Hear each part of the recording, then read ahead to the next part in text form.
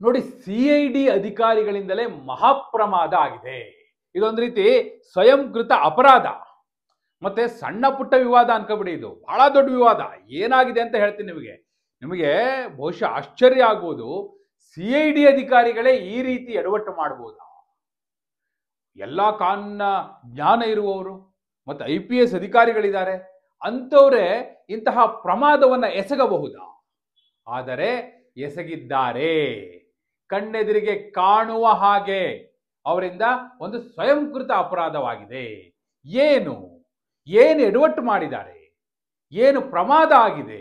ಏನಿದು ವಿವಾದ? ಎಸ್, ಎಲ್ಲ ವಿವರಗಳನ್ನ ಕೊಡೋ ಸಲುವಾಗಿ ನಾನು ಬಂದಿದ್ದೇನೆ. ಆತ್ಮೀಯರೇ, ವಾರ್ತೆ ವಿಶೇಷ ಕಾರ್ಯಕ್ರಮಕ್ಕೆ ಸ್ವಾಗತ. ನಾನು ವೀರೇಂದ್ರ ಉಪ್ಪುಂದ. ನೋಡಿ, ನಿಮಗೆಲ್ಲ ಚೆನ್ನಾಗಿಯೇ ಗೊತ್ತಿದೆ, CT ರವಿ ವರ್ಸಸ್ ಲಕ್ಷ್ಮೀ ಹೆಬ್ಬಾಳ್ಕರ್. ಎಲ್ಲಿ ಅವರಿಬ್ಬರ ವಿವಾದ ನಡೆದದ್ದೆಲ್ಲಿ? ಅವರಿಬ್ಬರ ನಡುವೆ ವಾಕ್ಸಮರ ನಡೆದದ್ದೆಲ್ಲಿ? ಮಾತಿನ ಚಕಮಕಿ ಆಗಿದ್ದೆಲ್ಲಿ? ಏನು ಬಹಳ ದೊಡ್ಡ ವಿವಾದ ಆಯ್ತಲ್ಲ, ಅದರ ಮೂಲ ಸ್ಥಳ ಯಾವುದು? ನೀವೆಲ್ಲ ನೋಡಿದಿರಿ. ಸುವರ್ಣಸೌಧದ ವಿಧಾನ ಮಂಡಲ, ಅದರಲ್ಲಿ ವಿಧಾನ ಪರಿಷತ್ನ ಸಭಾಂಗಣ, ಸದನದಲ್ಲಿ ಆ ಘಟನೆ ನಡೆದದ್ದು. ಸದನದಲ್ಲಿ ಇದು ಮೂಲ ವಿಚಾರ. ಇದು ನೆನ್ಪಿಟ್ಕೊಳ್ಳಿ, ಇದು ಬೇಕೇ ಬೇಕಾಗತ್ತೆ ಈ ಇಶ್ಯೂ ಅಲ್ಲಿ. ಇದು ಬಹಳ ಮುಖ್ಯವಾದಂತಹ ಪಾಯಿಂಟ್. ಹಾಗೂ ಆ ವಿವಾದದ ಬಗ್ಗೆ ವಿಧಾನ ಪರಿಷತ್ನ ಸಭಾಪತಿ ಬಸವರಾಜ ಹೊರಟ್ಟಿಯವರು ಈಗಾಗಲೇ ತಮ್ಮ ನಿರ್ಣಯವನ್ನ ಕೊಟ್ಟಿದ್ದಾರೆ. ಸಭಾಪತಿಗಳು ಅಂದ್ರೆ ಜಡ್ಜ್ ರೂಪದಲ್ಲಿ ಕೂತಿರ್ತಾರಲ್ಲಿ. ಅಂತಹ ಸಭಾಪತಿಗಳು ಈಗಾಗಲೇ ತಮ್ಮ ತೀರ್ಪನ್ನ, ತಮ್ಮ ನಿರ್ಣಯವನ್ನ ಅಧಿಕೃತವಾಗಿ ಕಡತಕ್ಕೆ ಸೇರುವ ಹಾಗೆ ಸದನದಲ್ಲಿ, ಕಲಾಪದಲ್ಲಿ ಪ್ರಕಟಿಸಿ ಆಗಿದೆ. ಇದು ನೀವೆಲ್ಲ ನೋಡಿರುವಂಥದ್ದು. ಅದಾದ್ಮೇಲೆ ಏನಾಯ್ತು? CT ರವಿ ಅವ್ರನ್ನ ಅರೆಸ್ಟ್ ಮಾಡಿದ್ರು. ಹಾಗೆ ಬಹಳ ದೊಡ್ಡ ವಿವಾದಕ್ಕೆ ಕಾರಣ ಆಯ್ತಲ್ಲ, ಅವ್ರನ್ನ 3-4 ಜಿಲ್ಲೆ ಸುತ್ತಾಡಿಸಿದ್ರು. ರಾತ್ರಿ ಎಲ್ಲ ಕಬ್ಬಿನ ಗದ್ದೆ ಕರ್ಕೊಂಡೋದ್ರು, ಅಲ್ಲೆಲ್ಲ ಕ್ವಾರಿ ಕರ್ಕೊಂಡೋದ್ರು, ಮತ್ತೆಲ್ಲ ಬಯಲು ಪ್ರದೇಶ ಕರ್ಕೊಂಡೋದ್ರು, ಎಲ್ಲೆಲ್ಲೋ ಸುತ್ತಾಡಿಸಿದ್ರು ಅಂತಲಿ ಬಹಳ ದೊಡ್ಡ ವಿವಾದ ಆಯ್ತಲ್ಲ. ಸೊ ಅದರ ಬಗ್ಗೆಯೂ ಒಂದು ದೂರು ದಾಖಲಾಗಿದೆ. ಸ್ವತಃ CT ರವಿ ಅವರು ದೂರು ದಾಖಲು ಮಾಡಿದ್ದಾರೆ. ಹಾಗೆ ಅದಕ್ಕೂ ಮೊದಲು ಹಾಗೂ ಸದನದ ಕಲಾಪದ ನಂತರ ಕಲಾಪ ಬಸವರಾಜ ಹೊರಟ್ಟಿಯವರು ಸೈನಡೆ ಮಾಡ್ತಾರೆ, ಅಂದ್ರೆ ಅನಿರ್ದಿಷ್ಟಾವಧಿ ಮುಂದೂಡಿಕೆ ಮಾಡ್ತಾರೆ. ಅದಾದ ನಂತರ CT ರವಿಯವರು ಹೊರಗೆ ಬರುವಾಗ ಸಚಿವೆ ಲಕ್ಷ್ಮೀ ಹೆಬ್ಬಾಳ್ಕರ್ ಅವರ ಬೆಂಬಲಿಗರು ಹಲ್ಲೆ ಮಾಡ್ಲಿಕ್ಕೆ ಬರ್ತಾರಲ್ಲ CT ರವಿಯವ್ರ ಮೇಲೆ. ಸುವರ್ಣಸೌಧದ ಒಳಗೇ ನುಗ್ಗಿ ಅವ್ರನ್ನ ಹಿಡ್ಕೊಳಕ್ ಹೋಗ್ತಾರೆ, ಹೊಡೆಯಕ್ಕೆ ಹೋಗ್ತಾರೆ, ನುಗ್ತಾರೆ, ಪೊಲೀಸ್ನವ್ರು ಗೇಟ್ ಹಾಕಿದ್ರು ಬಿಡೋದಿಲ್ಲ. ಇವೆಲ್ಲ ನಡೆಯುತ್ತಲ್ಲ, ಅದರ ಬಗ್ಗೆಯೂ ಒಂದು ದೂರು ದಾಖಲಾಗಿದೆ. ಸ್ವತಃ CT ರವಿಯವರೇ ದೂರನ್ನ ದಾಖಲಿಸಿದ್ದಾರೆ. ಸೊ ಹೀಗಾಗಿ ಇಲ್ಲಿಗ ಹಲವು ದೂರುಗಳಿದೆ. ಮೊದಲು ಬೆಳಗಾವಿ ಪೊಲೀಸರೇ ಅದನ್ನ FIR ಮಾಡ್ಕೊಂಡಿದ್ರು. ಅದಾದ ನಂತರ ಈಗ CIDಗೆ ವರ್ಗಾವಣೆ ಆಯಿತು. ಸರ್ಕಾರ ಸ್ವತಃ ಅದನ್ನ CID ಕೊಟ್ಟಿದೆ. ಈಗ CID ಅಧಿಕಾರಿಗಳು ಮಾಡಿರೋ ಪ್ರಮಾದ ಏನಪ್ಪಾ ಅಂದ್ರೆ, ತನಿಖೆ ಮಾಡ್ಬೇಕಲ್ಲ. ತನಿಖೆ ಮಾಡ್ಬೇಕಿದ್ರೆ ಅವರು ನಾವು ಮಹಜರ್ ಮಾಡಬೇಕು. ಎಲ್ಲಿ? ಅವರು ಮೊದಲು ಕೇಳ್ತಾ ಇರೋದು ಘಟನೆ ನಡೆದಂತಹ ಮೂಲ ಸ್ಥಳ. ನಾನು ಆರಂಭದಲ್ಲಿ ಹೇಳದ್ನಲ್ಲ, ಬಹಳ ಮುಖ್ಯವಾದ ಪಾಯಿಂಟ್ ಇದು ಅಂತ. ಘಟನೆ ನಡೆದಂತಹ ಮೂಲ ಸ್ಥಳ ವಿಧಾನ ಪರಿಷತ್ನ ಸಭಾಂಗಣ, ಸದನ, ಅಲ್ಲಿ ಮಹಜರು ಮಾಡಬೇಕು. ಅಷ್ಟೇ, ಅಲ್ಲೇ ಮಾಡಿದ್ರೆ ಆಗುತ್ತಾ? ಆಗೋದಿಲ್ಲ. ಸುವರ್ಣಸೌಧದ ಸಭಾಂಗಣದಲ್ಲಿ, ಮೊಗಸಾಲೆಯಲ್ಲಿ, ಕಾರಿಡಾರ್ ಅಲ್ಲಿ, ಅಲ್ಲೇ ಅಲ್ವಾ ಲಕ್ಷ್ಮೀ ಹೆಬ್ಬಾಳ್ಕರ್ ಅವರ ಬೆಂಬಲಿಗರು CT ರವಿ ಅವರಿಗೆ ಹಲ್ಲೆ ಮಾಡಲಿಕ್ಕೆ ಓಡ್ ಬಂದ್ರಲ್ಲ, ಆ ಪ್ರದೇಶ, ಅಲ್ಲೂ ಮಹಜರು ಮಾಡಬೇಕು. ಸುವರ್ಣಸೌಧದಲ್ಲಿ ಮಹಜರಾಗಬೇಕು. ಸೊ ಈಗ ಅವ್ರ ಮುಂದೆ ಪ್ರಶ್ನೆ ಬಂತು, ಹಾಗಾದ್ರೆ ಮೊದಲು ಸದನದಲ್ಲಿ, ಮೂಲ ಸ್ಥಳದಲ್ಲಿ ನಾವು ಮಹಜರು ಮಾಡಬೇಕು. ಯಾರಿಗೆ ಕೇಳಬೇಕು ಪರ್ಮಿಷನ್? ಕಾಮನ್ ಸೆನ್ಸ್, ಸಭಾಪತಿಗಳಿಗೆ ಪರ್ಮಿಷನ್ ಕೇಳಬೇಕು. ನಾನು ಹಿಂದೆ ಹಲವು ಸ್ಟೋರಿಗಳು ನಿಮಗೆ ಹೇಳಿದ್ದೆ. ವಿಧಾನ ಪರಿಷತ್ನ ಸಭಾಪತಿಗಳು ಹಾಗೂ ವಿಧಾನಸಭೆಯ ಸ್ಪೀಕರ್, ಸಭಾಧ್ಯಕ್ಷರು, ಅವರಿಗೊಂದು ಪರಮಾಧಿಕಾರ ಇರುತ್ತೆ. ಅವರಿಗೊಂದು ಇನ್ಹೆರಿಯಂಟ್ ಪವರ್ ಅಂತ ಹೇಳ್ತಾರೆ. ಅದನ್ನ ಯಾರು ಎಲ್ಲೂ ಪ್ರಶ್ನೆ ಮಾಡ್ಲಿಕ್ಕೆ ಸಾಧ್ಯ ಇಲ್ಲ. ಸದನ ನಡೆಯುವಾಗ, ಕಲಾಪದಲ್ಲಿ ಅವರು ಸ್ಪೀಕರ್ ಯಾರೇ ಇರಲಿ, ಅವರಿಗಂತದೊಂದು ಪರಮಾಧಿಕಾರ ಇರುತ್ತೆ. ನೀವು ಕೋರ್ಟಿಗೆ ಹೋದ್ರೂ ನಿಲ್ಲಲ್ಲ ನಿಮ್ಮ ಕೇಸು. ಅದನ್ನು ಪ್ರಶ್ನೆ ಮಾಡಿದ್ರು ಕೋರ್ಟಲ್ಲಿ ಹೋಗಿ ನಿಲ್ಲಲ್ಲ. ಅಂತಹ ಒಂದು ವಿಶೇಷ ಅಧಿಕಾರ ಇರುತ್ತೆ ಅವರಿಗೆ. ಸೊ ಬಸವರಾಜ ಹೊರಟ್ಟಿ ಅವ್ರಿಗೆ ಕೇಳಬೇಕು. ಇನ್ನು ಸುವರ್ಣಸೌಧದ ಮೊಗಸಾಲೆಯಲ್ಲಿ ಘಟನೆ ಆಯಿತು ಅಂತಾರೆ.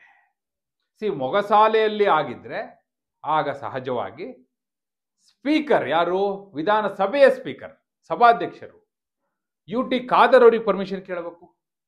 ಇನ್ನು ಸುವರ್ಣಸೌಧದ ಕಾರಿಡಾರ್ಗಳಲ್ಲಿ ಅಲ್ಲಿ ಹಲ್ಲೆ ಮಾಡ್ಲಿಕ್ಕೆ ಬಂದಿದ್ದು ಸಚಿವರ ಬೆಂಬಲಿಗರು. ಹಾಗಾದ್ರೆ ನೀವು ಸಿಬ್ಬಂದಿ ಮತ್ತು ಆಡಳಿತ ಸುಧಾರಣಾ ಇಲಾಖೆ ಅವ್ರಿಗೆ ಕೇಳಬೇಕು, ಆ ಅಧಿಕಾರಿಗಳಿಗೆ ಕೇಳಬೇಕು, ಅಲ್ಲಿ ಸೆಕ್ರೆಟರಿ ಕೇಳಬೇಕು, ಪ್ರಿನ್ಸಿಪಾಲ್ ಸೆಕ್ರೆಟರಿ ಕೇಳಬೇಕು. ಸೊ ಅಲ್ಲಿ 3 ಹಂತಗಳಲ್ಲಿ ನೀವು ಪರ್ಮಿಷನ್ ಪಡ್ಕೋಬೇಕು ಅನ್ನೋಂಥದ್ದು ಮೇಲ್ನೋಟಕ್ಕೆ ಕಾಣುತ್ತೆ. ಸೊ ಈಗ ಮೊದಲನೇ ಸ್ಥಳ ಯಾವುದು? ಸದನ. ಎರಡನೇದ್ದು ಮೊಗಸಾಲೆ. ಮೂರನೇದ್ದು ಸುವರ್ಣಸೌಧದ ಆವರಣ, ಕಾರಿಡಾರ್. ಸುವರ್ಣಸೌಧದ ಆವರಣ, ಕಾರಿಡಾರ್ ಅದು ಸಿಬ್ಬಂದಿ ಮತ್ತು ಆಡಳಿತ ಸುಧಾರಣಾ ಇಲಾಖೆ ಅಂದ್ರೆ ಸರ್ಕಾರ ಇವರು ಪರ್ಮಿಷನ್ ತಗೋಬಹುದು ಅಧಿಕಾರಿಗಳಿಂದ. ಅದೇನು ಬಹಳ ದೊಡ್ಡ ಸವಾಲಲ್ಲ ಅವರಿಗೆ. ಆದರೆ ಸ್ಪೀಕರ್, ಸಭಾಧ್ಯಕ್ಷರು, ವಿಧಾನಸಭೆಯ ಸಭಾಧ್ಯಕ್ಷರು ಹಾಗೂ ವಿಧಾನ ಪರಿಷತ್ನ ಸಭಾಪತಿಗಳು ಅವರಿಂದ ಪರ್ಮಿಷನ್ ಪಡೆಯೋದಿದೆಯಲ್ಲ, ಅವರು ಆ ಪೀಠದ ಮೇಲೆ ಕುಳಿತ ಮೇಲೆ ಯಾವುದೇ ಪಕ್ಷಕ್ಕೆ ಸೇರಿದವರಲ್ಲ. ಹೀಗಾಗಿ ಅವರು ತಮ್ಮ ವಿವೇಚನೆಯನ್ನು ಬಳಸಿ ಯಾವ ತೀರ್ಮಾನ ಬೇಕಾದ್ರೂ ತೆಗೆದುಕೊಳ್ಬಹುದು. ಆ ಕಡೆ UT ಖಾದರ್ ಅವರು ಅನುಮತಿ ಕೊಡಬಹುದು, ನಿರಾಕರಿಸಬಹುದು. ಈ ಕಡೆ ಹೊರಟ್ಟಿ ಅವರು ಅನುಮತಿ ಕೊಡಬಹುದು, ನಿರಾಕರಿಸಬಹುದು. UT ಖಾದರ್ ಅವರು ಈಗಾಗಲೇ ಹೇಳಿದ್ದಾರೆ ಏನಂತ, ನೋಡಿ ಅದು ನಡೆದಿರೋದು ವಿಧಾನ ಪರಿಷತ್ತಲ್ಲಿ, ನನಗೂ ಅದಕ್ಕೂ ಸಂಬಂಧ ಇಲ್ಲ ಅಂತೇಳಿ ಅವರು ದೂರ ನಿಂತುಬಿಟ್ಟಿದ್ದಾರೆ. ಇನ್ನೊಂದು ಕಡೆ ಹೊರಟ್ಟಿ ಅವರು ಇದು ಮುಗಿದ ಅಧ್ಯಾಯ ಅಂತ ಹೇಳ್ಬಿಟ್ಟಿದ್ದಾರೆ. ನಾನು ಈಗಾಗಲೇ ನನ್ನ ತೀರ್ಪನ್ನ ಕೊಟ್ಟಿದ್ದೀನಿ, ನನ್ನ ನಿರ್ಣಯ ಪ್ರಕಟಿಸಿ ಆಗಿದೆ, ಹೀಗಾಗಿ ಇದು ಮುಗಿದ ಅಧ್ಯಾಯ ಅಂತ ಅವರು ಹೇಳಿದ್ದಾರೆ. ಸೊ ಹೀಗಿರುವಾಗ ಇವ್ರು ಏನ್ ಮಾಡ್ಬೇಕೀಗ? ಅನುಮತಿ ಕೇಳಬಹುದು, ಮಹಾಜರಿಗೊಂದು ಪರ್ಮಿಷನ್ ಕೊಡಿ ಅಂತೇಳಿ. ಆದ್ರೆ ಇವರು ಮಾಡಿರೋ ಮಹಾಪ್ರಮಾದ ಏನಪ್ಪಾ ಅಂದ್ರೆ, ನಾ ಹೇಳ್ದಲ್ಲ ಸ್ವಯಂಕೃತ ಅಪರಾಧ ಅಂತ, ಯಾವ್ದು ಗೊತ್ತಾದು?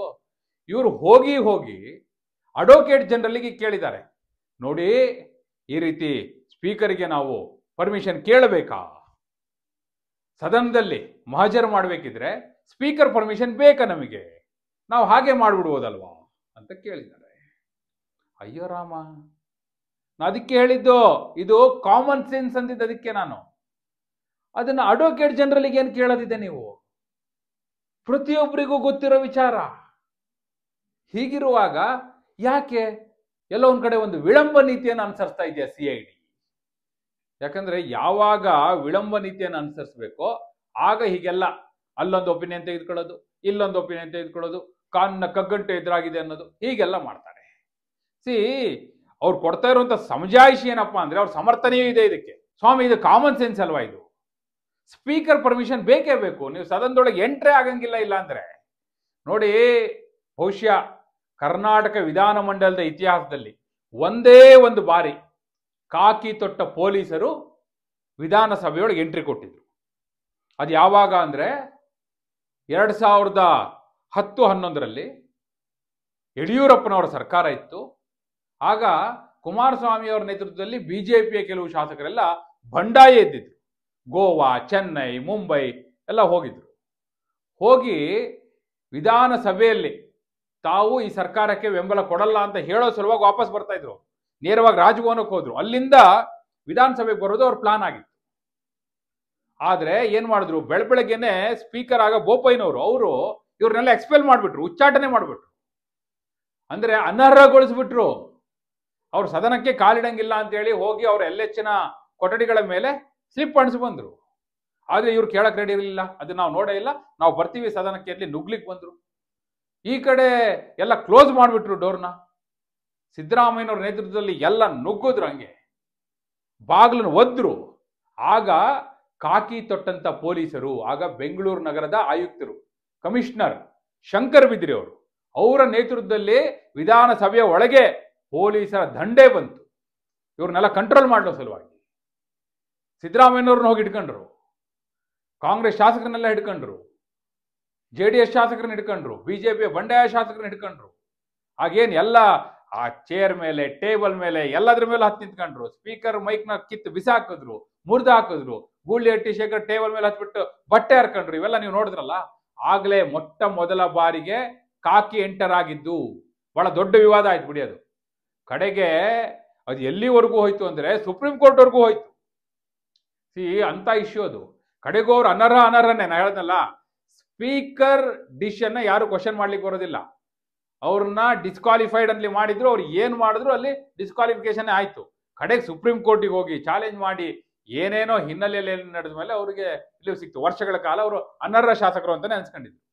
ಎಲ್ಲ ಇದ್ರು, ಹರ್ತಾಳಲ್ಲಪ್ಪ, ವೆಂಕಟರಮಣಪ್ಪ, ಬಾಲಚಂದ್ರ ಜಾರಕಿಹೊಳಿ, ಬಹಳ ಜನ ಇದ್ರು ಬಿಡಿ. ಸೊ ಗೂಳಿಹಟ್ಟಿ ಶೇಖರ್ ಹೇಳದ್ನಲ್ಲ, ನರೇಂದ್ರ ಸ್ವಾಮಿ, ಶಿವರಾಜ್ ತಂಗಡಿಗೆ, ಬಹಳ ದೊಡ್ಡ ಟೀಮ್ ಅದು. ಅವರೆಲ್ಲ ಅನರ್ಹ ಶಾಸಕರಾಗಿಯೇ ಇದ್ರು. ಯಾಕೆ ಉದಾಹರಣೆ ಕೊಟ್ಟೆ ಅಂದ್ರೆ, ಮೊಟ್ಟ ಮೊದಲ ಬಾರಿಗೆ ಪೊಲೀಸರು ಆಗಿ ಎಂಟ್ರಿ ಕೊಟ್ಟಿದ್ರು.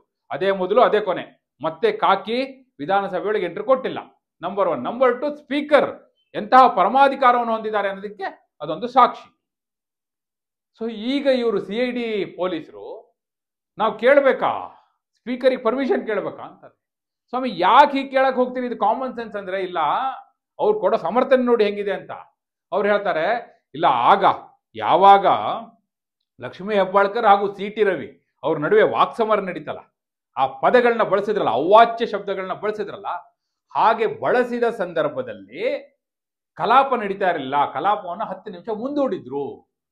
ಸೊ ಹೀಗಾಗಿ ನಾವು ಕೇಳ್ತಾ ಇದ್ದೀವಿ, ಸ್ಪೀಕರ್ ಪರ್ಮಿಷನ್ ತಗೋಬೇಕಾ ಬೇಡವಾ? ಹಾಗೇನು ಕಲಾಪ ನಡೀತಿರ್ಲಿಲ್ವಲ್ಲ ಅಂತಾರೆ. ಅಯ್ಯೋ ರಾಮ, ಇದಕ್ಕೂ ಉತ್ತರ ಕೊಟ್ಬಿಟ್ಟಿದ್ದಾರೆ. ಸ್ವತಃ ಹೊರಟ್ಟಿಯವರೇ ಉತ್ತರ ಕೊಟ್ಬಿಟ್ಟಿದ್ದಾರೆ. ಪೇಪರ್ ಓದಲ್ವಾ ಅಂತ ಈ CID ಅಧಿಕಾರಿಗಳು. ಹೊರಟ್ಟಿಯವರು ಸ್ಪಷ್ಟವಾಗಿ ಹೇಳಿದ್ದಾರೆ, ನೋಡಿ, ಸದನ ನನ್ನ ಕಂಟ್ರೋಲ್ ಇರುವಂಥದ್ದು, ಅದನ್ನ ಈಗ ಲಾಕ್ ಮಾಡಿದೀವಿ ನಾವು, ಯಾರು ಅದರೊಳಗೆ ಎಂಟರ್ ಆಗ್ಲಿಕ್ಕೆ ಆಗೋದಿಲ್ಲ, ನನ್ನ ಪರ್ಮಿಷನ್ ಇಲ್ಲದೆ ಯಾರು ಒಳಗೆ ಹೆಜ್ಜೆ ಇಡೋ ಹಾಗಿಲ್ಲ ಅಂತ ಹೇಳಿದ್ದಾರೆ. ನಾವು ಸ್ಪೀಕರ್ ಪರ್ಮಿಷನ್ ತಗೋಬೇಕಾ ಅಂತ ಕೇಳಿದ್ರೆ ಅರ್ಥ ಇದೆಯಾ ಅದಕ್ಕೆ? ಅದಕ್ಕೆ ನಾ ಹೇಳಿದ್ದು, CID ಅಧಿಕಾರಿಗಳಿಂದಲೇ ಮಹಾಪ್ರಮಾದ ಅಂದಿದ್ದು ಇದೇ ಕಾರಣಕ್ಕಾಗಿ. ಏನ್ ಹೇಳ್ತೀರಿ ಇದಕ್ಕೆ? ಇವರ ಈ ಮಹಾಶಯರ ಮಹಾಬುದ್ಧಿವಂತಿಕೆಗೆ ಏನ್ ಹೇಳ್ತೀರಿ? ಎಲ್ಲಾದ್ರೂ ಉಂಟೆ ನೋಡಿ. ಯಾವತ್ತೇ ಆಗ್ಲಿ ಸ್ಪೀಕರ್ ಅಧಿಕಾರವನ್ನ ಯಾರು ಕ್ವಶನ್ ಮಾಡ್ಲಿಕ್ಕೆ ಬರಲ್ಲ. ಅವ್ರು ಪೀಠದಲ್ಲಿ ಕೂತು ಇವ್ರನ್ನ ಜೈಲಿಗೆ ಕಳಿಸಿ ಅಂದ್ರೆ ಜೈಲಿಗೆ ಕಳಿಸ್ಬೇಕು. ಎಂತೆಂಥವ್ರನ್ನೆಲ್ಲ ಕರೆಸಿದಾರ್ರಿ, ವಾಗ್ದಂಡನೆ ಮಾಡಿದ್ದಾರೆ. ಎಷ್ಟೋ ಪತ್ರಿಕೆ ಸಂಪಾದಕರನ್ನ ಕರೆಸಿದಾರಲ್ಲಿ, ಕಟಕಟೆ ರೆಡಿ ಮಾಡ್ತಾರಲ್ಲ, ಎದುರುಗಡೆ ನಿಂತ್ಕೋಬೇಕು ಕೈ ಕಟ್ಕೊಂಡು, ವಾಗ್ದಂಡನೆ ಮಾಡ್ತಾರೆ, ಕಳಿಸ್ತಾರೆ ಹೋಗಿ ಅಂತ. ಏನ್ ಶಿಕ್ಷೆ ಕೊಟ್ಟರು ಅದೇ ಶಿಕ್ಷೆ. ಸೊ ಅಂತಹ ಪರಮಾಧಿಕಾರ ಇದೆ. ಒಬ್ರು ಜಡ್ಜಿಗೆ ಏನು ಅಧಿಕಾರ ಇರುತ್ತೋ ಅದಕ್ಕಿಂತಲೂ ಹೆಚ್ಚೆ ಅಂತ ಅನ್ಕೊಳ್ಳಿ. ಅಂತಹ ಅಧಿಕಾರ ಸಭಾಧ್ಯಕ್ಷರಿಗೆ, ಸಭಾಪತಿಗಳಿಗೆ ಇರುತ್ತೆ. ಹೀಗಿರುವಾಗ CID ಅಧಿಕಾರಿಗಳು ಈಗ AGಗೆ, ಅಡ್ವೊಕೇಟ್ ಜನರಲ್ಗೆ ಲೆಟರ್ ಬರೆದಿದ್ದಾರೆ, ನಾವು ಸಭಾಪತಿಗಳ ಅನುಮತಿಯನ್ನು ಪಡೆಯಬೇಕೇ ಅಂತ ಹೇಳಿ. ಹಿಂಗೇ ಕೇಳ್ತಾ ಇದೆ. ಅವರು ಒಂದಿಷ್ಟು ದಿನ ಲೆಟರ್ ಇಟ್ಕೊಳ್ಳಿ, ಕಾಯಿಸ್ಲಿ, ಕಾವು ಕೊಟ್ಟು ಆಮೇಲೆ ಮತ್ತೆ ವಾಪಸ್ ಕಳಿಸ್ಲಿ. ಹೌದು, ನೀವು ಸಭಾಪತಿಗಳ ಅನುಮತಿಯನ್ನು ಪಡೆಯಲೇಬೇಕು ಅಂತ ಕಳಿಸ್ಲಿ. ಆಮೇಲೆ ನೀವು ಸಭಾಪತಿಗಳಿಗೆ ಲೆಟರ್ ಬರೆದ್ರಿ, ಅವ್ರು ನಿಮಗೆ ಹೆಂಗ್ ಉತ್ತರ ಕೊಡ್ಬೇಕು ಹಂಗೆ ಉತ್ತರ ಕೊಡ್ತಾರೆ. ಆಗ ಅರ್ಥ ಮಾಡ್ಕೊಳ್ಳಿ ಏನ್ ಹೇಳಬೇಕು ಇಂಥವ್ರಿಗೆ. ಇಂಥದ್ದು ಎಲ್ಲ ಇದು ವಿಳಂಬ ಧೋರಣೆ ಅಂತ ಅನ್ಸೋದಿಲ್ವಾ? ಇಂಥದ್ದು ಎಲ್ಲ ಕೇಳಬೇಕಾ? ಪ್ರತಿಯೊಬ್ಬರಿಗೂ ಒಂದು ವಿಧಾನ ಮಂಡಲದ ಬಗ್ಗೆ, ಅಲ್ಲಿನ ನಿಯಮಾವಳಿಗಳ ಬಗ್ಗೆ, ಲೋಕಸಭೆ, ರಾಜ್ಯಸಭೆ, ವಿಧಾನಸಭೆ, ವಿಧಾನ ಪರಿಷತ್ತು ಎಲ್ಲ ಕಡೆಯೂ ಒಂದೇ ನಿಯಮ. ಅದ್ರ ಬಗ್ಗೆ ಒಂದು ಮಿನಿಮಮ್ ನಾಲೆಜ್ ಇದ್ದವರಿಗೆ ಇದು ಗೊತ್ತಿರುತ್ತಪ್ಪ. ಇವ್ರಿಗೆ ಗೊತ್ತಿಲ್ಲ ಅಂದ್ರೆ ಏನ್ ಹೇಳ್ಬೇಕು? ಇದು ಜಾಣ ಕುರುಡೋ, ಜಾಣ ಕಿವುಡೋ, ಜಾಣ ಮರೆವೋ ಅಥವಾ ಅತಿ ಬುದ್ಧಿವಂತಿಕೆಯೋ ಏನ್ ಹೇಳ್ತೀರಿ? CID ಅಧಿಕಾರಿಗಳ ಈ ಮಹಾಪ್ರಮಾದವನ್ನ ನೀವು ಯಾವ ರೀತಿ ವ್ಯಾಖ್ಯಾನಿಸ್ತೀರಿ? ಎಸ್, ನಿಮ್ಮ ಅಭಿಪ್ರಾಯವನ್ನ ಕಮೆಂಟ್ ಮೂಲಕ ತಿಳಿಸಿ. ಹಾಗೆ ನೀವಿನ್ನು ವಾರ್ತೆ ಚಾನಲ್ನ ಸಬ್ಸ್ಕ್ರೈಬ್ ಮಾಡಿಲ್ಲ ಅಂದ್ರೆ ಈಗಲೇ ಸಬ್ಸ್ಕ್ರೈಬ್ ಮಾಡಿ. ಧನ್ಯವಾದ.